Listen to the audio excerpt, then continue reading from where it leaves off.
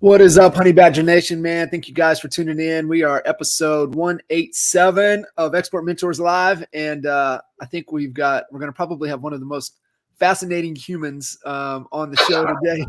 Yeah, it's definitely going to be mind blowing. I know for sure. But man, Daniel, I appreciate you making the time, jumping in, and kind of pour back into these amazing humans here in the Honey Badger Nation. Yeah, I'm reading this little thing down at the bottom. Homeless real estate expert, pretty good. I need a sizzle reel like that, man. A little intro like I just saw. That was pretty pimp. We'll get you, we'll pimp you out. So, man, again, welcome and let's dive in. Your story is fascinating, and I really didn't know. Obviously, it had met you through really through Hillsman. I think was the connection, and he just said. He said, "Oh yeah, dude's a nut." Yes, and he's definitely got a story to tell. So, and I'm an open book. Anything you want to know, I'll share. Yeah. So let's dive in, man. Let's kind of start the journey off for us. Heading out of high school, going into college, playing some football. So I'm vertically challenged. So I went to a small school, and I'm under 6 foot. And I went to a school called West Georgia and had a little scholarship. It paid for about a page in a book. And, played a little ball there. But into my freshman year, they, for the first time, I believe in the history of the school, they allowed student athletes to move off campus. That was something that they usually housed, like especially the football and basketball people. They were pretty tight with them. And so I moved out. This guy said, "Hey, man, let's go get this loft apartment." I said, "All right, we'll go do that." It was a beautiful old hosiery mill building, all brick, and these beautiful floors in it. And they completely redid it. So we rented it. Well, we were just talking about off camera, trip to Mexico. The first time I ever went to Mexico was with my girlfriend then, wife now, 100 years. And we went to Mexico, came back, and my roommate was standing in the kitchen with his mother. And I thought, that's weird. And I said, what are y'all doing there, boxing stuff up? And I said, this is September too, by the way. So school had just started. School had just started, and this is a small town that lives off of the college. So like if there was a grocery store, if there was a rental, if there was a job, it was taken. Like if there was an apartment that was open already, it's closed. Like there's nowhere to go and find housing, jobs, anything. It's locked in until somebody gives up the job or gives up the apartment, right? So way more people than places to live there. So September-ish sometime, I come in and his mom's there, they're boxing stuff up. I said, "What's going on, man?" And he said, "We got evicted." I said, "What? Got evicted?" I said, "Well, we get to answer this, my degree is in real estate, and I was doing, learning about real estate then, so I thought I knew it. But anyway, he said, no, pointed to the trash can. On top of the trash can was a eviction notice. It had come and gone. The appeal process had come and gone. So this is Sunday. So we got back from Mexico. And so I picked it up, and I said, all right, well, I'm going to go tomorrow to the court and try to get a stay. They gave me a stay because I had never had any, problems. I always paid my rent and everything. We lived there for several months. And what he had done was not once but twice gotten drunk and thrown beer bottles at the brick building for some reason. So they put us out. So I'm like a casualty of this. So now I'm homeless. So I could take showers at the field house. I could take showers at the gym. I went in different little couch jumping for a little bit. Didn't want to move home over it, and never missed school over it. And a few weeks later, I'm still driving around at night, and I find this little brick ranch house. And the whole point of the story is, how did I get involved so heavily into real estate? Yeah. That's what we're going. That's what we're wrapping around to. Okay. And anyway, so I don't usually tell this to anybody, so I have to think about it a little bit. But so I drove around. I found this guy's name. Last name was Herndon, and he was working on a little '50s brick ranch, and it was him and his father, and both of them looked spent. Like they looked like this was the worst decision they'd ever made. So I went in and said, "Hey, I'll give you $100 a week, and I'll renovate it." I didn't know nothing about renovating. I was still in. I mean, I was still in school, right? I mean, I knew nothing about any of that. And he said, "Okay, I'll do it for you, like a lease purchase. You got 12 months to close it, or 2 years or something." And so I said, "All right." So that's what we did. Dude, you could see through the floors. You should see when I took my wife over there. She's like, I mean, my wife now, she's girlfriend then. She's like, "You're crazy. Like, there's no HVAC. Half the windows are busted out. No appliances. None just weren't there. Half the floor is missing. The tub, literally, you had to step over holes, and the tub drained straight into the crawl space." I said, "I'll take it." But man, I got a place to live. Was it? I mean, was it just sheer out of desperation? Pretty much, yeah. Because I wasn't going to give up. I just didn't want to give up.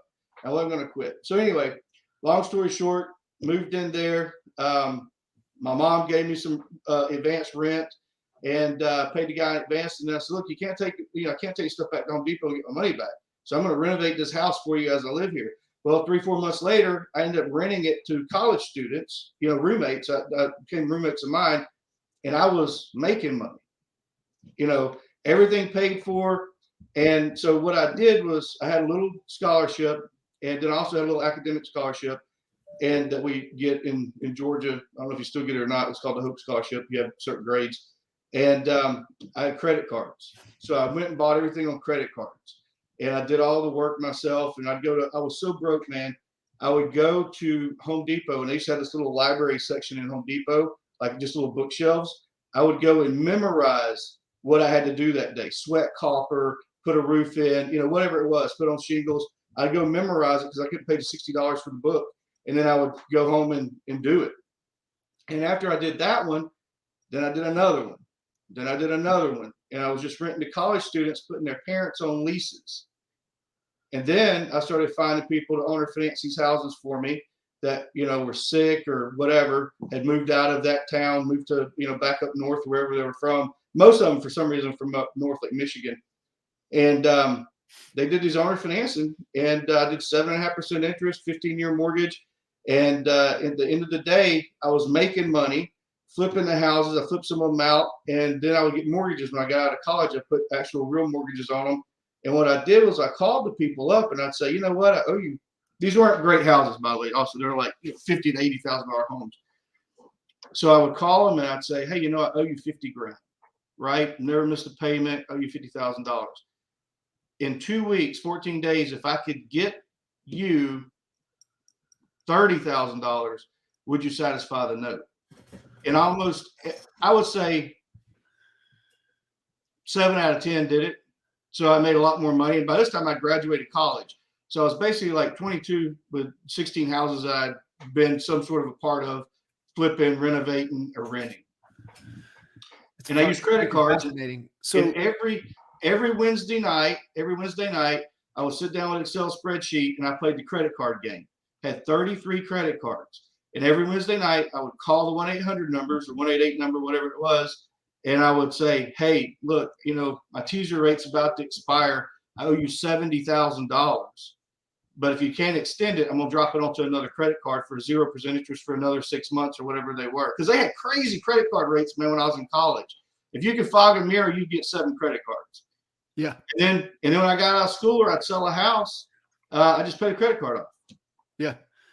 Yeah, they did, man. They were handing them out like freaking Tic Tacs at school. So like I'm fascinated to where this all, like, the ideas came from. You saw the opportunities. Where was there a mentor? Was it something you were learning? Was it like a professor or something that really impacted you at school? No, because like, all the real estate stuff was commercial.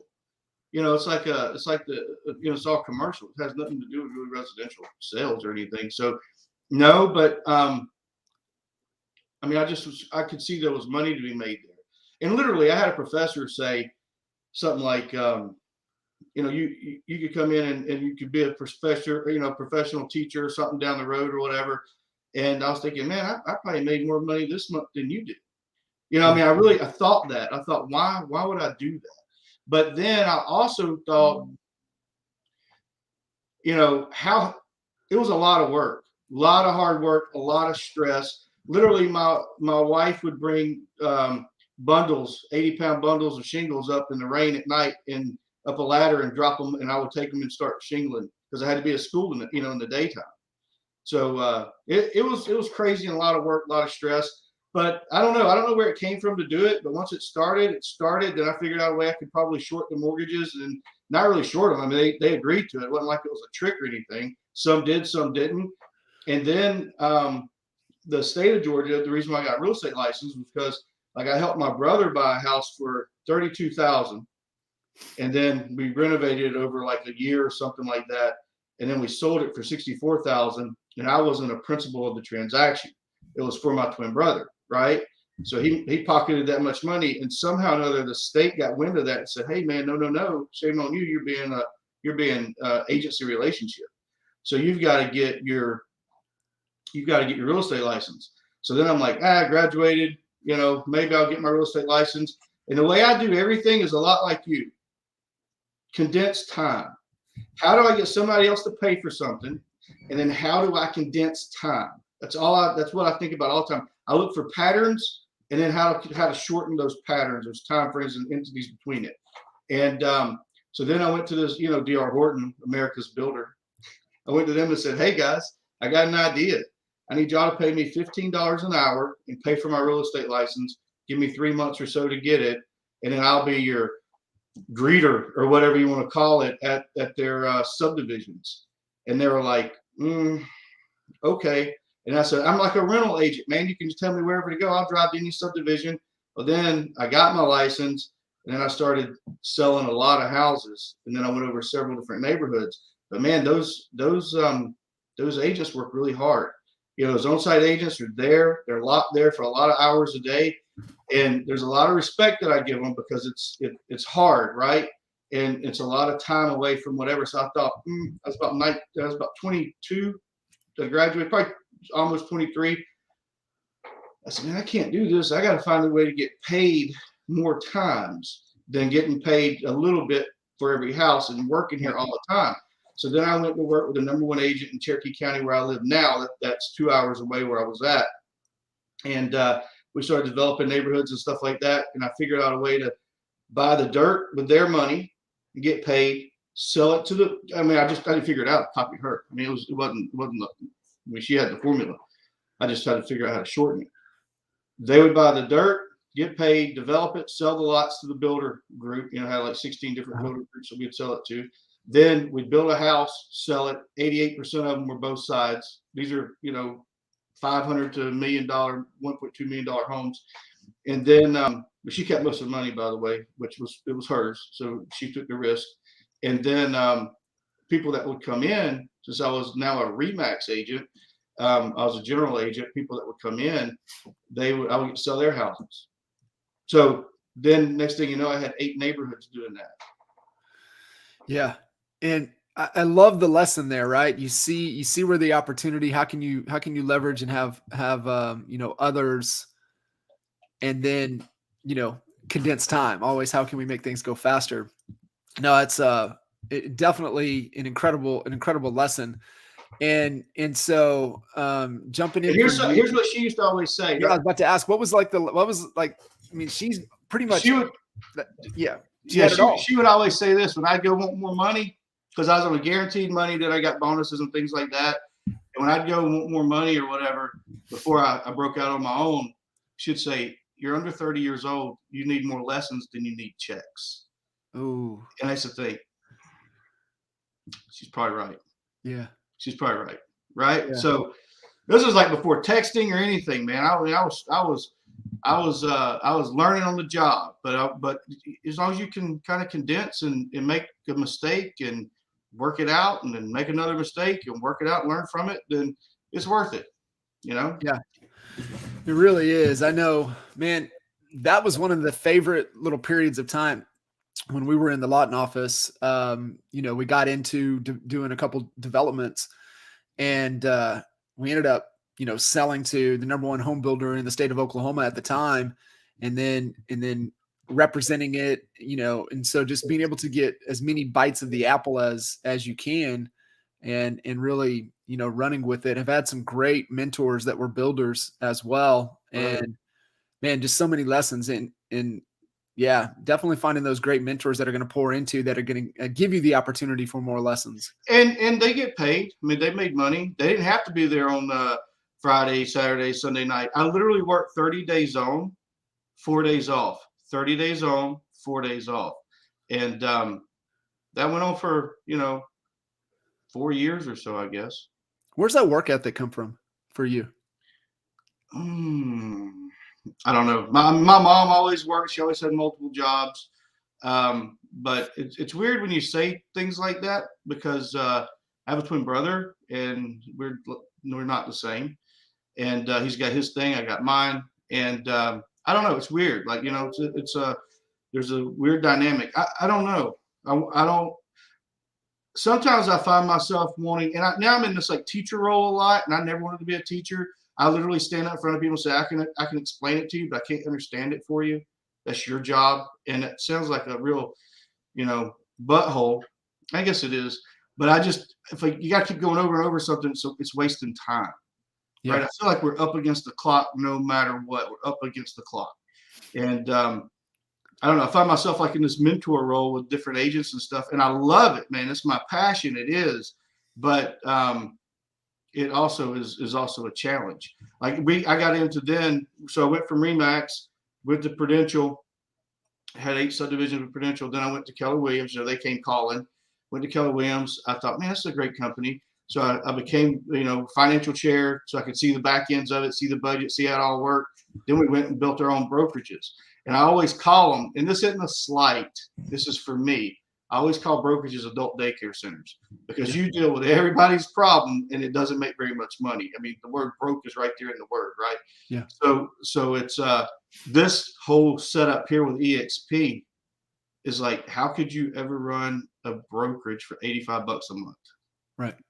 I mean, there's other things that cost on the side, like technologies and things, but realistically, you can run a team or a brokerage in a brokerage, if you wanted to call it that, or just be a single agent for literally $85 a month. I mean, it's like the biggest no-brainer ever. It really is. And I think because you've experienced it with the brokerages and the adult daycares, and it's hard for people that haven't been in that role to really get it or understand, the freaking reactive problems you deal with on a day in and day out basis, and there ain't no money there, and they're always hitting you up for more money. And the checks are always going out, no matter if the money comes in or doesn't come in. The checks are always, the bills got to be paid. The mortgage on the office got to be paid. All the E&O insurances and all that kind of stuff. So I went from the subdivisions, so a little thing happened in like 2010. I don't know if most people know about that, but it made some of the papers. And I went broke.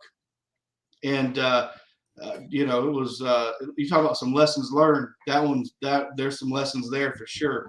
And then we opened brokerages right at Moon Agents. I just wanted it to be me. And then I started doing like 160 to 100 and never really much over 170 transactions a year as a single agent with a part-time assistant. Sometimes she worked 40 hours. I don't want to say she was always part-time, but sometimes she worked 40 hours. But that was REO world, short sale world. Yep. And everybody was upset. Everybody's values had dropped down to nothing. You'd walk away from a close. If you went to a closing, like I hardly went to a closing. I still don't go to closings really today, or any inspections or anything like that, just because there's really no reason. But no reason to be there. But even the buyer, if they had a $500,000 house for $200,000, they were still upset that they thought they should get a better deal. Mm-hmm. And the sellers were the banks, the institutions that I was working with. They felt like they were getting messed over all the time too, and then they're getting messed over by the landscape crews and the roofers and the cleaners. And I mean, it was just everybody was miserable, right? I'm so glad that we made the pivot and turned. And now we're coming back to another pivot, which is a whole nother conversation. But we have to find our places in these terms. But I don't want anybody, like you guys talk about, well, you were a team doing 500 transactions a year, I think. Yep. You know, I was a single person doing 160, but I was probably, I hear Jay every now and then say, I was just miserable, you know, and then there's the inner workings of the dynamic of the group inside of the group, you know, which I'm sure there was some struggles and things there. But I was probably the most miserable human being walking the face of the earth doing that many transactions. Yeah. The thing, you know, there during that time frame where we were miserable, 5, that was 6, and then into 7.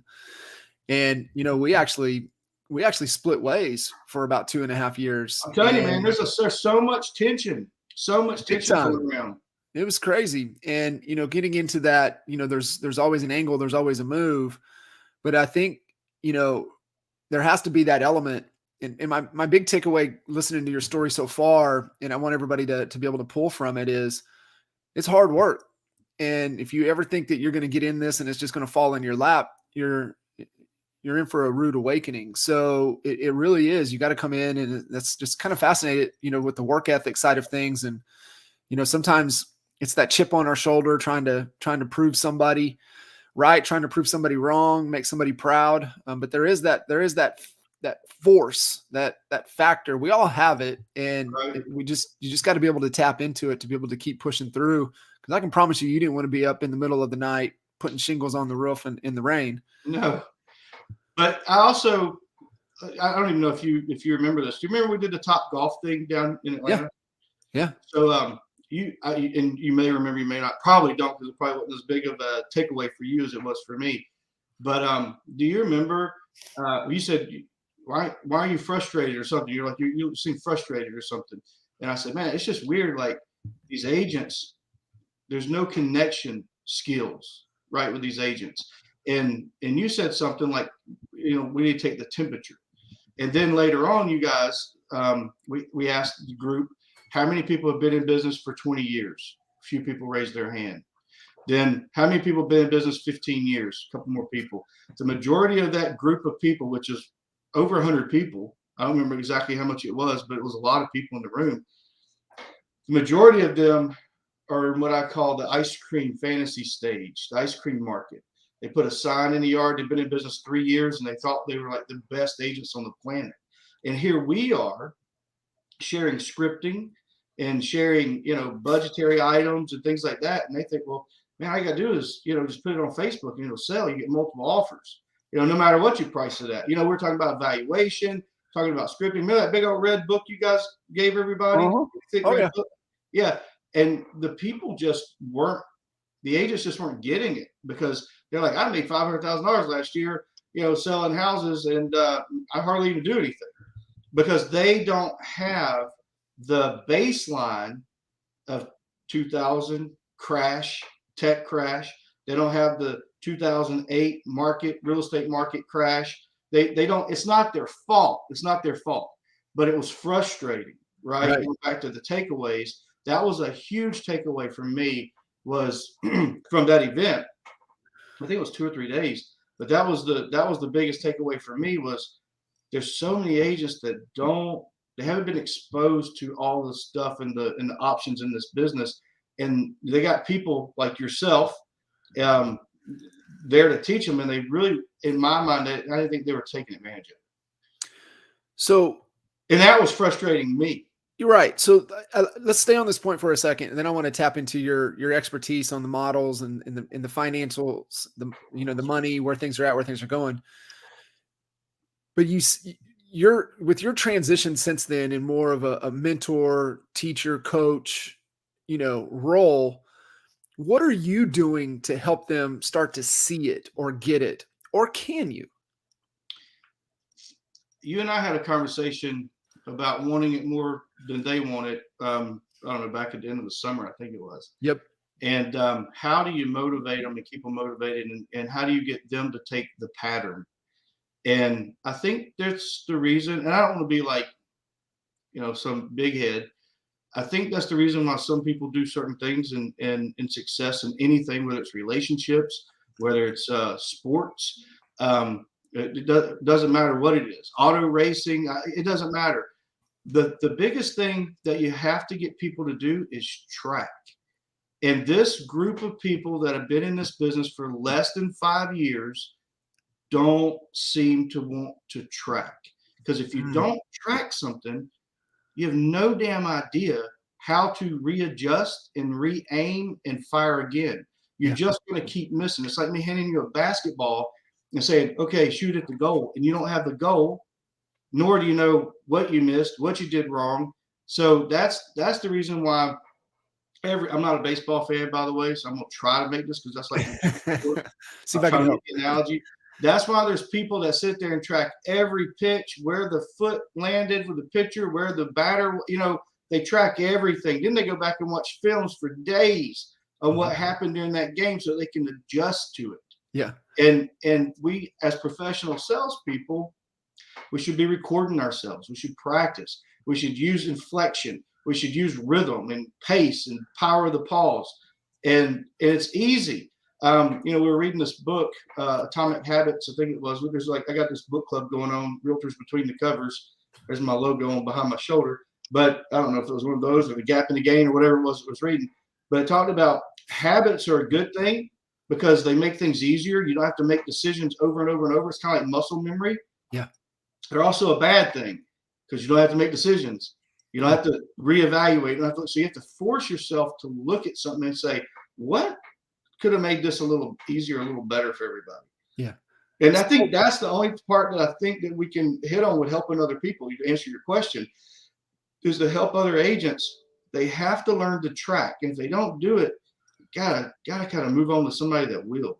Yeah, it is. And you nailed it. It's sometimes we get caught up. And I know for me early on the coaching side of things, I took it personal. I felt like I was pulling for them. I would do things for clients. And I was like, God, I want this more than they want it for themselves. And this will never work.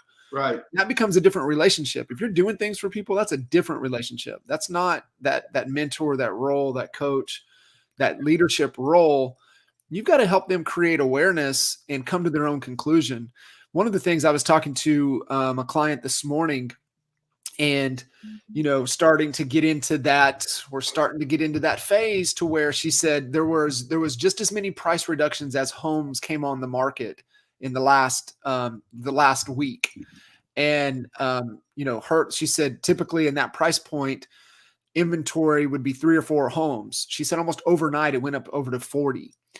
And so these clients are like, kind of like, wherever they're getting their information. And if you haven't built enough authority or trust, they're not going to listen to you. And I'm like, do you have the market reports? Do you have the statistics printed out, showing them, giving it to them, forcing them to look at it? Because they have to come to their own conclusion.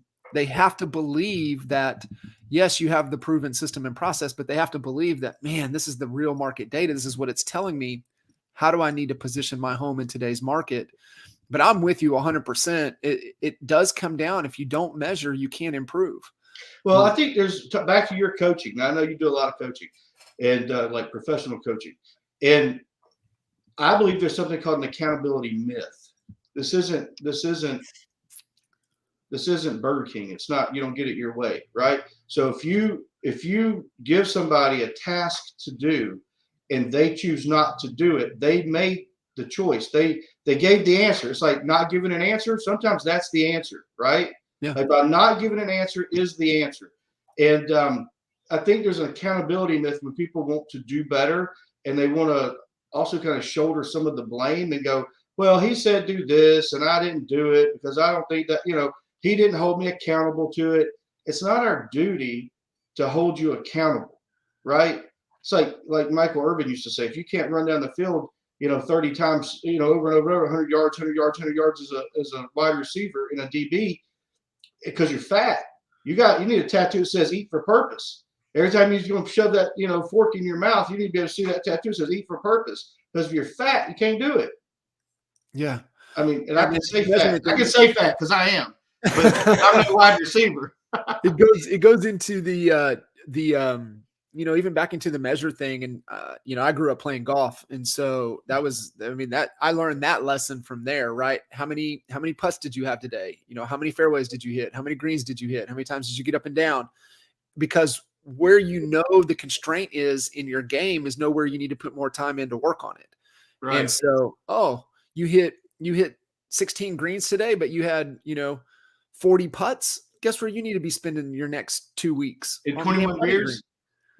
In 21 So, beers. 21 beers. Yeah, that usually helps. Yeah. But really, it's so important. I'm so glad you said that, because if you are not measuring, there's no way to help improve. And I know for me as a coach, as leader, if I can see the data, if I can see the numbers, I can help so much more. I can help shine a light on it. Why do you think, is it just because of the conditions of the market that they were being rewarded for bad behavior is why they never measured? Well, I don't think anybody ever taught them to, first off, so I don't want to make it like it was their fault. And then they're getting paid and they're making really good money. I mean, look, dude, you unlock a door and make $15,000 today. I mean, you can't really fault them, right? Because that's what's happening. But this too will go away. This thing's going to shift around, and there's going to be a whole lot more of this. I was going beep beep. You know what that is? Beep. That's Kroger. Beep. Publix. Ingles, whatever. That's you running that thing across. Say thanks for shopping with us, because at the end of the day, you have to make money, but you just can't. You don't know where to go if you don't know where you've been, right? I mean, look at athletics, man. They do a thing called grade out. Like when I was playing football, you had to grade out to a certain level. So they would literally go back and watch films, and if you didn't grade above like a 87 or a 90, then you didn't get to start the next week. And that was hand placement, head placement. Did you take a false step? Did you get full? I played this at linebacker. So did you read through the triangle and get fooled because they brought an end down on you, and you thought, well, okay, I'm gonna step into that end because that's the trickery, and then they put a fullback right in front of you or something. They run the ball right up you. Or they take a step back and act like they're going to throw the pass. Did you step back right away, or did you take a false step? That false step costs time. Plus, it gets you off center when somebody else hits you. So, I was trying to explain to somebody the other day, that plays the outside linebacker. I said, here's the one thing you got to watch in life. This is a high school kid. I said, you watch the guards because they will hurt you. Because when you go running up into a hole and you're 180 pounds or something, or 170 pounds, whatever, and a 300-pound high school kid just lays you flat, ear holes you. It's hard to get up from that. It's gonna hurt. And you don't want to stick your head back in there the next time. I don't care how big your ego is. You don't want to stick your head back in there the next time you get popped again. No. So you make stutter step the next one. So I want to say something too real quick, because you talked about speed and collapsing time earlier, and you just made a point right there, and I want everybody to kind of connect the dots. Like you take a step the wrong way, you lose time. And so if you commit to measuring, it can help you collapse time. It can help you move faster. That's right. You don't know you don't know what you did wrong if you don't measure. That's right. And even like you said a minute ago, pricing the house wrong. So look, we all have the same. It's all this. I call it BS, bad sales. We have the same MLSs. We have the same computers. We have the same phones that open up the same lock boxes to show houses, and we tell people, oh, it's all about the marketing I do. Remember, that's what agents do. I'm the best marketer. I'm the best marketer. Oh, it's all about the marketing. We all have the same tools. What we don't do the same is communication and connection. So when you get to someone, you say something as simple as, so John, you don't want to price your house to cause it not to sell. So you got there on all this marketing idea, but now what did I just do? I just took that weight of this whole pricing and just crushed it down on your shoulders and said, you don't want to cause it not to sell, right? Yeah. I mean, just something that simple. They can't say you did it wrong. I'm here to give you the tools and the information, like you said to begin with, about the market's now doing this. It's changing a little bit. here's the data. Now you get to make a grown-up decision what you want to do with this data. I'm here to guide you in it, but ultimately it's your win or your fail. That brings me to another thing. You talked about tracking a while ago and knowing the market. You know, when you said that, I thought about this and I forgot about it. I used to go to these open houses. They used to have these things back in the early 2000s that they called caravans. They may still do it today, open houses, broker opens, but I always thought it was the silliest, stupidest waste of time to go somewhere and eat a donut until, you know, I don't know what they were doing. Anyway, it was a waste of time. That's what it is. But anyway, so they would go do these things and they would say, how do you think this house is priced? Where's the comps of the last 7 sales? I need to see the pictures of those houses. I mean, in order for me to just say, you know, you need to provide me with something, right? In order to make you, to help you do a decision. It would be like I was watching Coach Burt this morning, and it's like he called this attorney one time. And he says, "Yeah, I mean, you got a case. You got a case. Get down here. I mean, you give me $5,000. You got a case. We need to sue everybody." Yeah. And the next guy said, "Hey, you know, we need to kind of wait it out and see what goes on, and you know, think about it. Maybe we meet next week or talk about it next week." And one guy said, "Hey, you know, I can't give any legal advice over the phone. Let's meet up. Let's discuss it, and let's figure out the route to take." Right? Mm-hmm. That's what we should be doing with people. And in order to do that, you must provide me with some information. You ever see agents that go through houses and they go, "Oh, I love your home. I love this. I love that. I love your dog. Oh gosh, he has a funny cough." You know, and it's like, why are you talking about that? Why is that the conversation? You should be talking about one of these 3 things and all 3. How much money you're going to put in their pocket or take away from it? You know, the equity position they're going to have. What kind of pain are they going to feel? Showing the houses, not showing the houses, people come in, run the vacuum cleaner, whatever. And is that time frame going to fit their life? Their kid moving out of college, or their kid moving out of the house because they graduated high school? You know what I'm saying? Like, you got to figure out those 3 factors. If you're talking about how pretty my beard is, the flip-flops that I wore, or the 22-year-old car I showed up in, you're having the wrong conversation. And that's where, you know, even getting back to Atlanta and the power of that room. I mean, we could have spent 2 days just talking about law 1 of CHSA, law of expertise, and just doing a better job at asking tough questions. And they're not really that tough. They're just ask some damn questions, get some clarity, right? Yeah, I like it. I like it. Hey, what you want to join your real estate? I says, what do you want in your career? What do you want? Because we can help you 37 different ways today. But what do you want? Oh, I'm going to go interview other brokers. If you're talking about splits, commissions, caps, whatever, what do they call it? Duty desk time, or whatever that's stupid thing. Give me some desk time. Duty time, opportunity time, they call it. I mean, get out of here. You need to be on the phone helping people, asking questions, not sitting there doing some kind of office work. You know, I'm to a broker. You know, I believe, you know, that we do things at a certain point in our lives out of survival, out of you know, almost necessity, until we don't need to. And I believe there's a little bit of there's a shift, right? And sometimes it's hard, especially with our upbringing or whatever. We tend to shift back into survival mode. Sometimes we make survival mode decisions, and we're not making decisions for long term. And thinking about, like, exactly what you just said.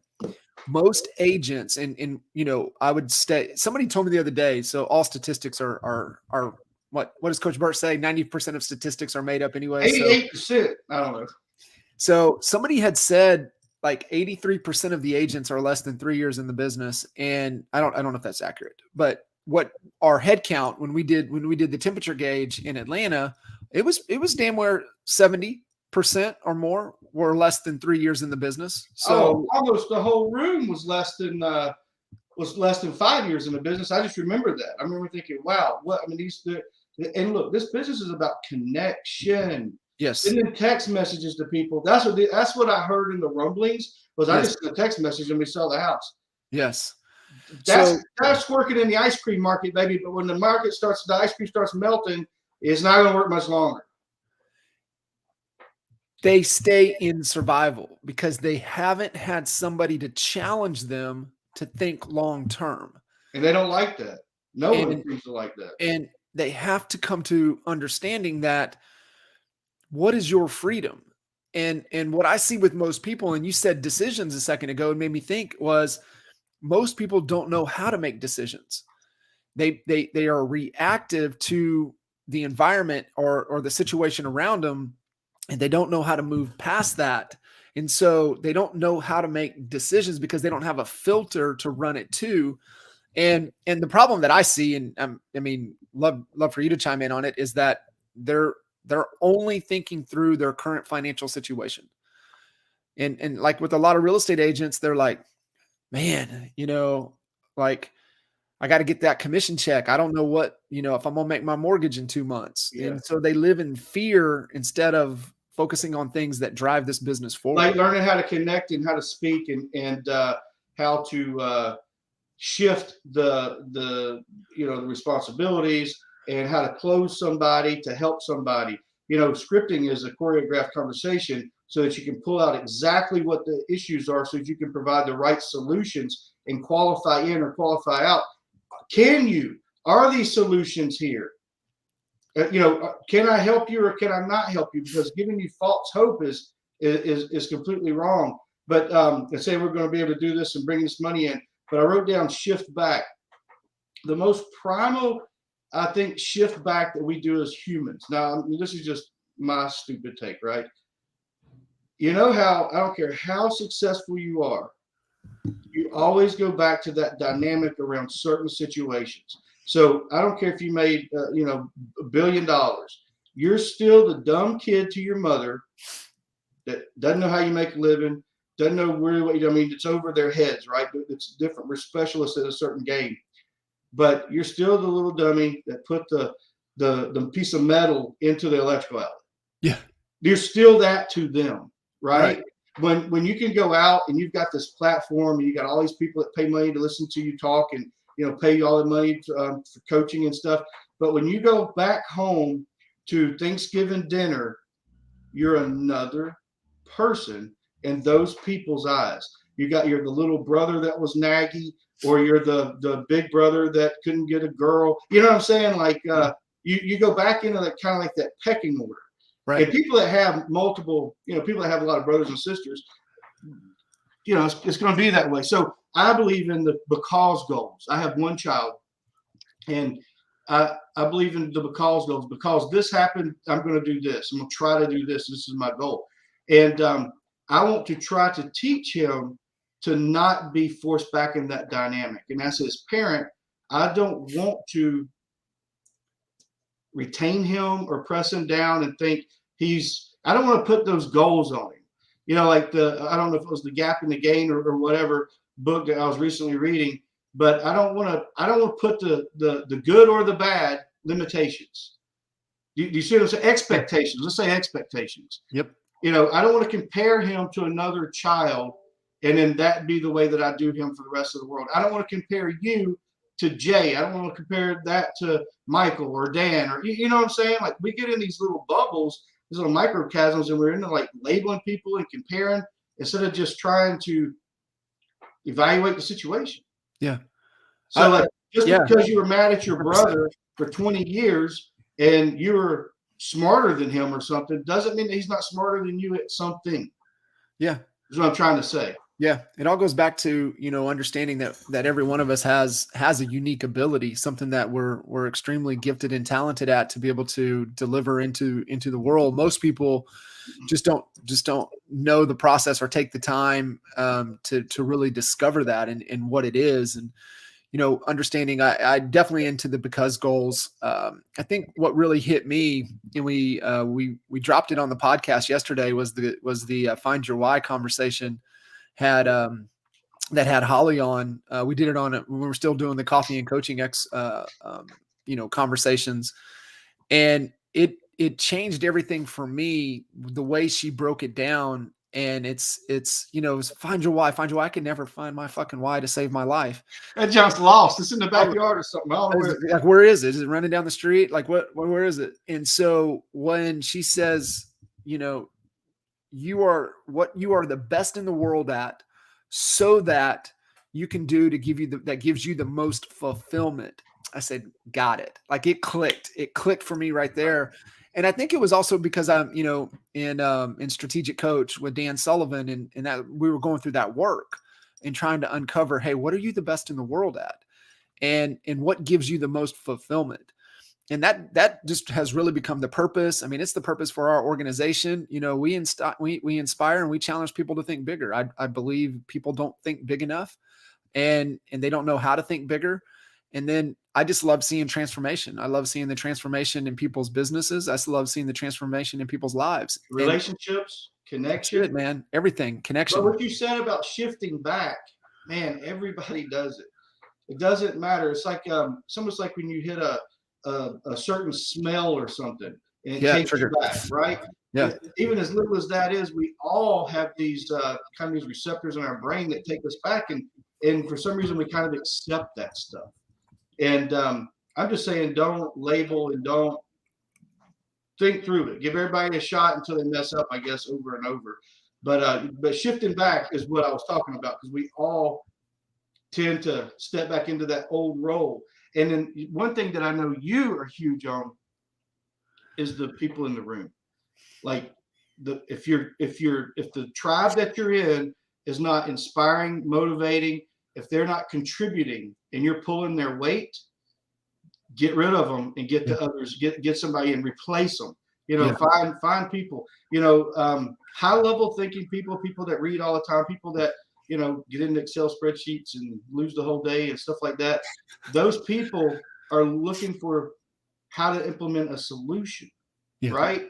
They're not sitting there trying to talk about somebody else and bring down somebody else. And because this person was born into this, they got this, or their daddy left them a paving company, so they're a millionaire.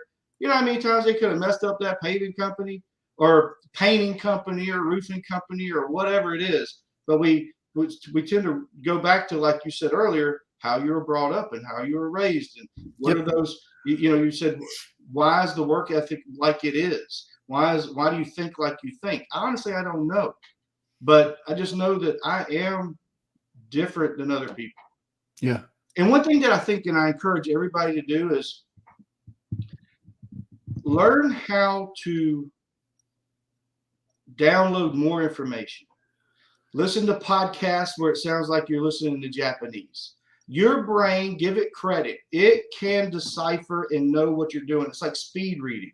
Mm-hmm. Yes, there's going to be times that you miss the word "not" and you don't have the conversation, the content right. It's okay. Nobody died, right? You're not a heart surgeon and you missed the word "not." Don't do this or whatever, right? But learn how to read faster. I'm a slow reader. Read faster. Listen to audiobooks faster. Get to the point faster. Like, don't go around and around and around and around the world, because that confuses people. And if you add value, no one will question what you deserve. So if you add value, they will pay whatever you ask. If your talent is to solve their problem, the best way, the shortest, the fastest way, they're going to pay you. So you don't have to get all wrapped up in your head about that. And if they're not going to pay you, move on to somebody that will. That's right. So that was a whole lot in that mouthful, wasn't it? It was good, right? I'm sitting there saying, get to the point. And I made like 7 points right there, people. In the absence of value, people question price. So that's right. If they're challenging your pricing, then the reason is that you haven't provided the value to the solution that they're looking for, right? They have a problem, and does your value solve that? You know what? You know how you figure that out? Is scripting. You get to the problems faster, and you get to if you can help solve it, if you've got a solution or not. And if you don't have a solution, move on. Don't mislead them. Hey, we'll price let's go back to real estate. We'll price it, and if it doesn't work, we'll come down. How much time are we going to waste here? It's a waste of time. Here's the value. Here it is. Let's make it happen.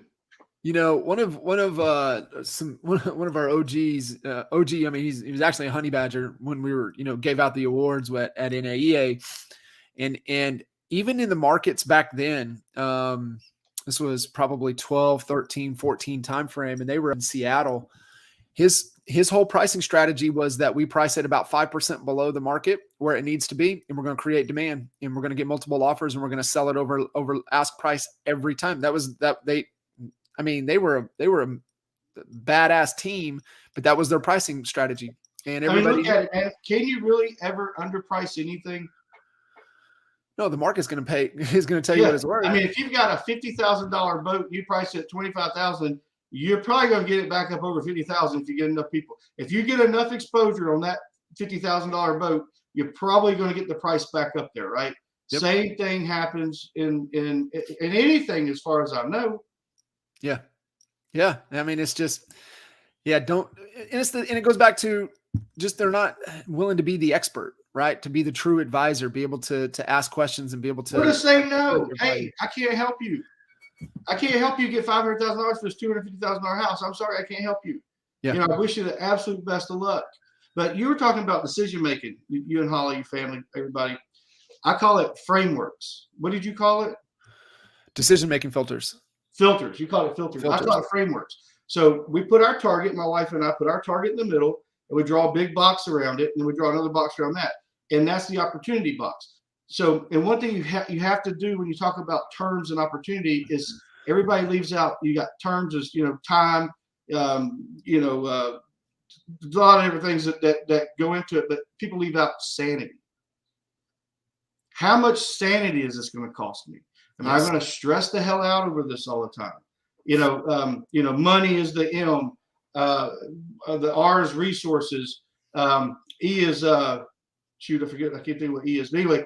It's you have to think about how much is this going to cost me in our relationship, how much time, and then if an opportunity comes along to do something different and it goes out here on the outside of the box, say somebody comes to you and says, "Hey man, let's go back to the boat. I got a $50,000 boat. I need money so bad. I'll take 30 grand for it. Does this help me get my house paid off faster? Is it in the framework? Should I look at this opportunity or should I not look at this opportunity? Because does it get my family to the financial goal that we want to be at?" So every Wednesday, I do something for the Strategy Real Estate Partners, which is my organization, and I invite somebody in. So like this past 3 weeks, it's 3 weeks on and a week off is me. 1 week is me talking. I mean, I'm in the whole thing, but anyway. So this past one has been financial freedom, and it's not about like rev share or anything like that. It's about IULs, annuities, life insurance and stuff, because as real estate professionals, we don't have a pension plan. If we went out, I'm the sole earner. If I went out and broke my leg tomorrow, how would I pay my bills? Right. That's what I'm talking about, is like we don't plan for that stuff, and that should be in your plan. So I try to get people to come in and listen to different things from 1,000-foot view, so they can get kind of a taste of how do I pay myself first, but I don't see the money. Take $1,000 a month and put it into this index fund that's going to be $13,000 a month at the when you're 67. That kind of stuff. I try to help people to learn it. And you said, how do you do it? Earlier you said about how do you help people push them forward and motivate them. I've given up. I've kind of given up. I now say, I'm going to give you access to the information. I'm going to put people in front of you. Now it's your duty to go out and get more information. So like next week, the next 3-week series is going to be about everything an agent needs to know about title, right? Deeds, title, taxes on the settlement statement, all that kind of stuff. And it's only a 30-minute call. So it's real easy to take that information and go forward with it, because it's not a lot of information. 30 minutes, anybody can do 30 minutes. And then the next series is 3 weeks. And it's things like it's an attorney talking about doing an LLC so you can pay yourself on a W-2, doing how to go through probate, estate, irrevocable, revocable trust. Don't you think as real estate agents we should have some basic knowledge of these things? Yes. Yeah. So that's what I'm doing. And if they don't show up, I ain't begging anymore. If they don't show up, I'm just saying, hey, I'm giving you the access to this inner circle. Take it or leave it. Yeah. It's about building that life team around you. And what I hear when you were sharing that is that you're putting people in front of them that they can put into their circle. Right. and help them level their life up. And I think a lot of the things that we've shared and we've talked about today, and it comes back to that environment and that circle. And is that, like, if you want a bigger life, you got to be around bigger people. And and you got to be willing to make that investment. Right. You got to be willing to make that. You just have to show up, man. Half of winning is showing up. Like a month or so ago, we did a series that was completely eye-opening to me.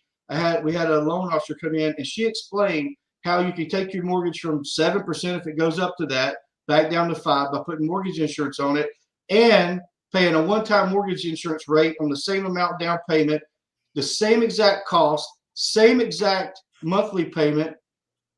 But because you did an FHA loan or whatever and got mortgage insurance on it, one-time fee of $500, you can also cover the gap, the appraisal gap. So if you had a $25,000 appraisal gap, you can also cover that with that, because you're still putting down the same amount of money. That was an eye-opener to me. And if agents knew that, we wouldn't be running around screaming, interest rates are going up, interest rates are going up, the world's coming to an end because of interest rates. It's just not the case. Right. Interest rates have to go to 10% to make it where it would make a huge difference. Look at the equity people have in their houses. It's like stepping over $100 bills to pick up a penny. That's it. But anyway, man, I tell you what, I've gone forever. I see this thing says 56 minutes. Good Lord, I didn't realize it was going to go like that.